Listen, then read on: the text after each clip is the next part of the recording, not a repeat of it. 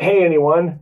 Um, Welcome back. If you happen to have seen my first pseudo intro declaration about this video series, or welcome, regardless if it's your first time.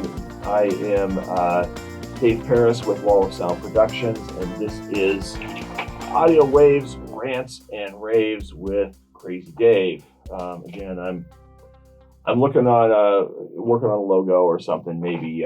So if anybody has some suggestions or ideas or anything like that, go ahead and send me some logo stuff. But today's topic is going to be how long does it take to record and why? So I wanted to do this because I'm getting people calling me and they're asking for 1 hour or less of recording time, and they're stating that they can record their part in one take. And, or they're calling and they're saying, how much recording time can I get for this much money? So, this makes me a little uncomfortable because most people don't really know what they're getting themselves into. There's lots of elements that go into, uh, to recording. You're getting an experience for your music or your art, really. And some of the factors that affect recording are the environment that you practice and work or write in. It's going to be different um, than the studio. The sound of the room of the studio, the time of day that you're there, the look, the feel, that's going to affect your performance. All right. And thing is that universal equipment is not customized to you. So recording equipment, whether it's microphones or the room, that is very important, that I'm talking and mentioning a lot about, the consoles, the instruments, the effects, everything, all of those, the microphones and all that, they're all built for versatility, but they still have to be catered to you and your sound. All right. And people state that they can track in one take. Well, that's great, because you're going to need to lay down your performance many times to tweak it to get it recorded well. All right.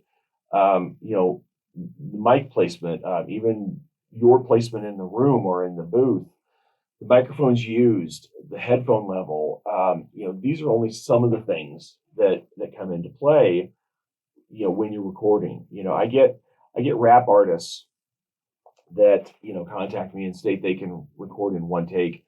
They always have flow issues. They always have issues with dynamics. Dynamics are is a common thing. No matter what. The smacking of the lips. I get a lot of singers and vocalists and such that say, I had no idea I smack my lips and do so many clicks and things. Well, we're using very sensitive microphones that pick up everything, and then we have to filter out what we don't want. And then of course there's just the classic messed up lines. They still just will trip up on lines, and it's usually just because of it's related to the feel of being in the studio. And I mean, I get drummers that state that they can record in one take. And this is there's a common drummer phrase that I hear. I don't know why we have to practice so much, because I know my part. And I mean, I could do a video series alone just on things that drummers say. I mean, should I don't know. Maybe we should vote. Should we vote? Yes or no? I don't know. Should I do something on that? But the truth is that drums they're hard to record. All right. Uh, there's dynamic issues with drums volume. I mean, essentially is what it is. There's the consistency of playing and the consistency of the dynamics. There's the tuning and the tone of the drums. All of these things contribute to the sound, and the tracking of the drummers.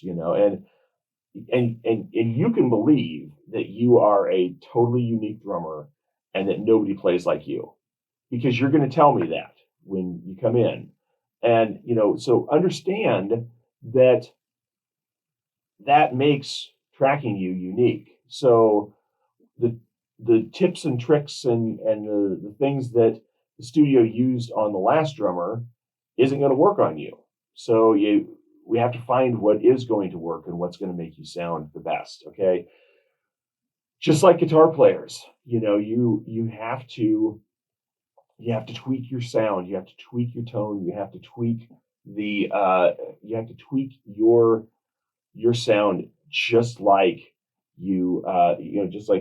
just like guitar players do. Okay. And then there's the mix down. And it's funny because people seem to forget that they have to pay for a mix down.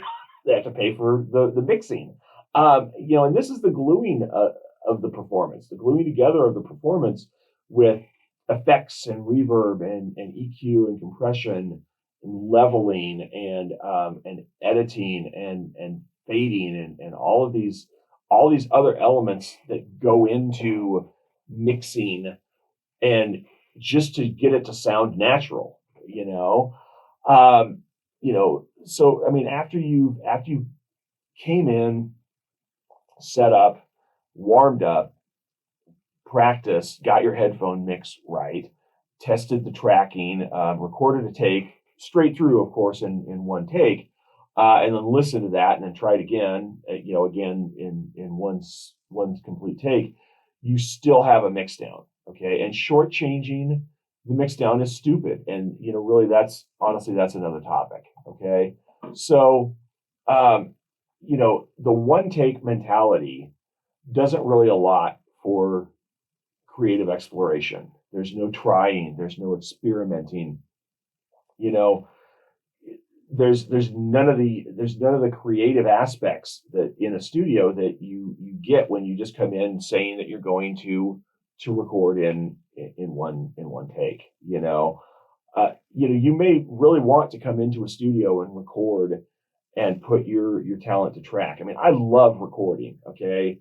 I do, and that's why I got Wall of Sound. I want to do everything I can to get your music out of your head and into the world, so that so that you can represent what you have.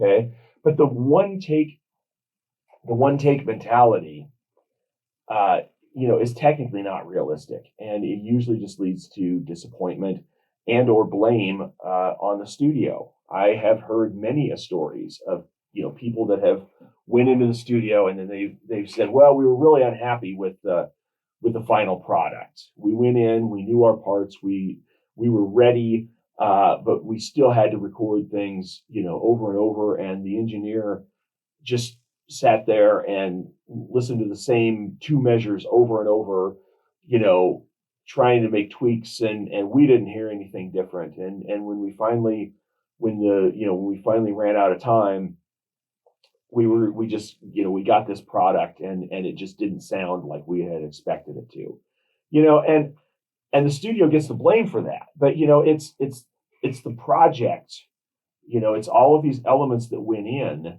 that, that have affected this, and so to just keep those kind of things in mind, contact me here at Wall of Sound. Let's set up a tour. Let's talk about your project. Let's work out what we need to do to make it successful and make it a good experience. But just be leery of the one take approach to being in the studio. And I mean, I still, for all the one takers that come in, I still have them saying, can you splice this and edit it and move it forward or move it backwards or something like that? Or can you fix this part here and that part there? Yeah, that's why we're here, to make everything the best it can be. But one take is usually not the solution. All right. So thanks for your time. Thanks for getting this far in the video. That's all I got for this episode. Remember, I'm going to be trying to do this about 2 times a month. Be sure to subscribe if you haven't subscribed, and and share topics. If there's anything that you'd like covered, let me know, and we'll get that. We'll get this. Hopefully, we can get that up in a future episode.